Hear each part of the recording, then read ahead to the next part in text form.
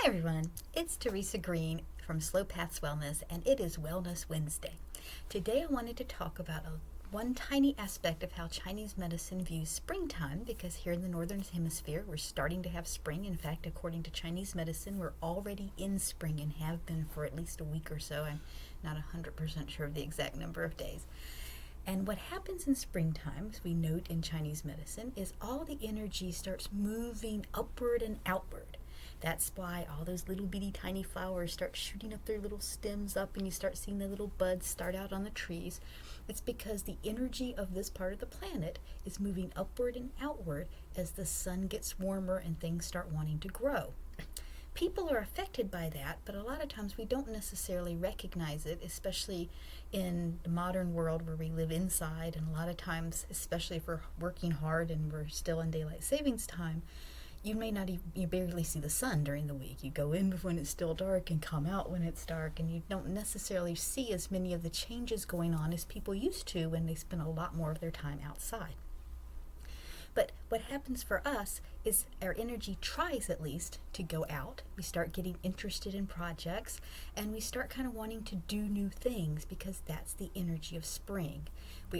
Spring is also associated with the liver and gallbladder systems as recognized in Chinese medicine, which are actually fairly similar to Western medicine in many ways, the way that they understand it now, that they've kind of moved forward from a completely mechanistic model. And so it deals with things like anger, things like creativity, things like enforcing boundaries. It's a different system that actually sort of creates the boundaries, but enforcing boundaries, wanting to do things in an organized, timely way, things that have to do with wanting to accomplish things, sort of like work things, or hobbies where you're actually kind of are wanting to finish something at the end, project kind of things. And so our bodies start feeling that, and you can notice that if you live near any of the big box home stores where they sell plants and soil, or even remodeling things, because they start getting really busy this time of year because people start feeling that urge to do things. They start wanting to start new projects. A lot of times classes for new hobbies will become more busy this time of year, between now and maybe May, when people start getting established in a new routine, doing new things, and trying to just kind of broaden their horizons. Now, if you have some either health issues or emotional mental dynamics going on that are blocking that energy, or you are lacking in that energy, this can be a very frustrating, difficult, and discouraging time of year. So let's take the first idea of blocking that energy. Let's say that you have never been very good with boundaries, and you tend to not really hold your own space, so people can kind of take advantage of you.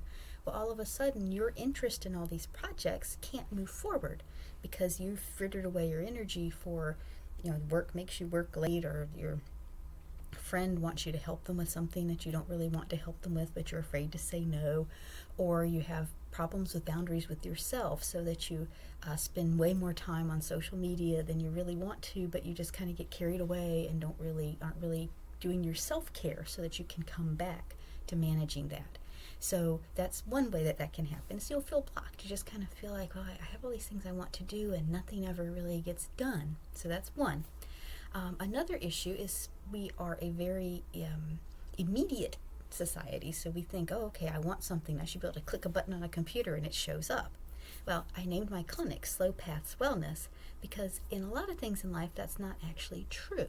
So we want to start a project, but we've never gotten the emotional and mental life skills, or understood the expectation setting that goes into understanding that things take time. So if you're taking on a new project, you may be discouraged because, like, I've kind of repicked up drawing, which is something it's a hobby. It's definitely not a project where I'm trying to get things done because I'm not good at it right now, but I enjoy it. And so in the past, part of the reason I set it aside is because I would get so discouraged at the process of learning how to do things, so that you're not, what you're looking at, you can represent the way that you want to, whether it's a very exact representation or a figurative one. If what you're seeing in your head isn't what you're drawing onto the paper, it can be really discouraging. Now I'm understanding, as I've grown and learned and practiced mindfulness for a while and done lots of work on myself and lots of self-care, I understand that that's a progression. It may be 15 years and I may never really get it exactly right. But if I'm enjoying the process, then that can be a good hobby for me. If, on the other hand, it just makes me tired all the time and frustrated, then maybe that's not the thing for me to pursue. Maybe there's another way to express my creativity. So that can be another way this time of year can be frustrating. If you're wanting to do something and you're critiquing yourself so much, you're not having the compassionate self-talk about it, and not setting your expectations for there to be a process of learning, and setting up your mindset so that you can enjoy the process of being imperfect and learning. This can be a discouraging time for you. Another thing can be if you're just tired, if you're exhausted, but your mind and body are still feeling that pull to start a new project, well, then you have all these things you want to do, and you either literally cannot do them, or doing them just makes you feel exhausted and burnt out. This is a big time for burnout because you're having those conflicting desires. Your body is saying at the same time, I need rest, I need rejuvenation, and I want to do this stuff. So again, that's a place where self-care and compassionate self-talk can come in handy. You can make your project to do self-care instead of to, start a giant garden, or,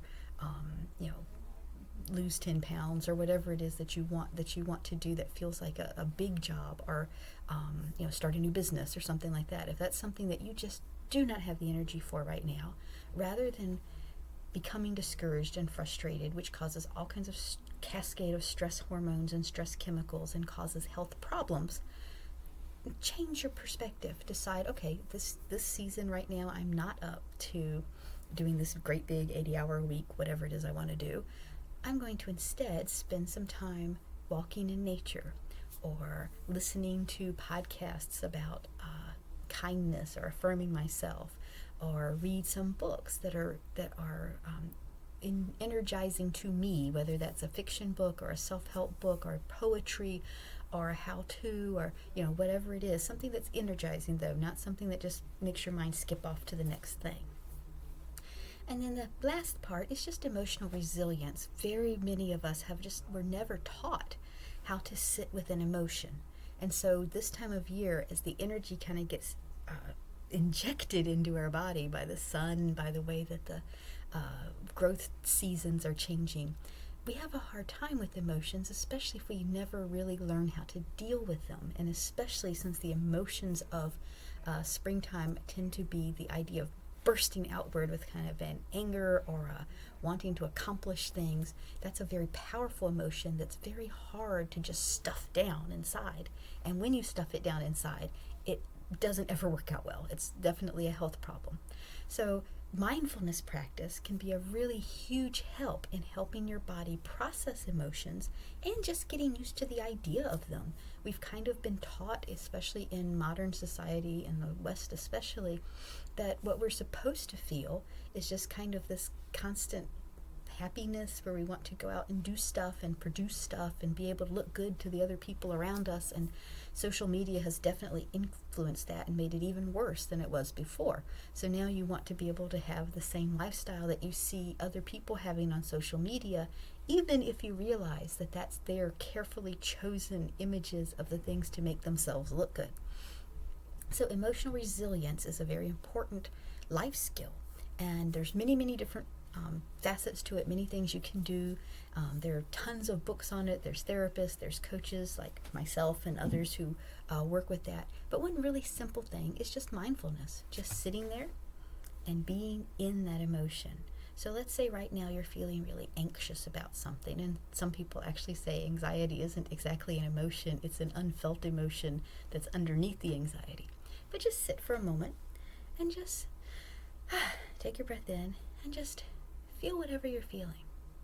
And don't say this is a bad feeling, or I don't want this feeling, or you're just feeling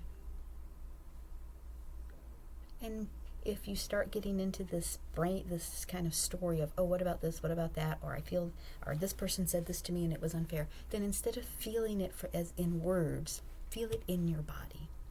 So right this moment, how do your emotions feel in your shoulders?